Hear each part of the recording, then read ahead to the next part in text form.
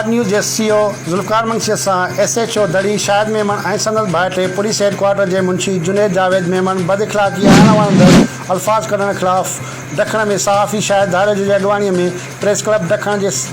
कलम धड़ियुनि ऐं समाजी अॻवाननि जो एहतिजाजी मुज़ाहिरो कंदड़ प्रेस क्लब ॾखण जे सदर अकरम चांडियो, सहाफ़ियुनि नदीम अली थईम, जावेद शेख, सरदार चांडियो, यासीन धारेजो, शकील अहमद धारेजो, असगर थईम, ख़ालिद जियो, इल्ताफ़ धारेजो, एडवोकेट मीर मलगानी, एडवोकेट मुर्तज़ा मलगानी, समाजी अॻवान अबू बकर पहोर एहतिजाजी मुज़ाहिरो करे पुलिस एहलकारनि ख़िलाफ़ सख़्तु नारेबाज़ी कंदे आला अख़्तियारनि खां फौरी तौर ते नोटिस वठण जो मुतालबो कंदे चयो त दड़ी थारे जे SHO शाहिद मेमन ख़िलाफ़ हक़ सच लिखण ते उन जे भाइटे जुनैद जावेद मेमन पारां लाड़काणे जे सीनियर सहाफ़ी हार्ड न्यूज़ जे सरवान ज़ुल्फ़िकार अली मंशी सां बदतमीज़ी कई वई आहे। बदतमीज़ी कंदड़ पुलिस एहलकारनि ख़िलाफ़ SSP Qambar, DIG Larkana, IG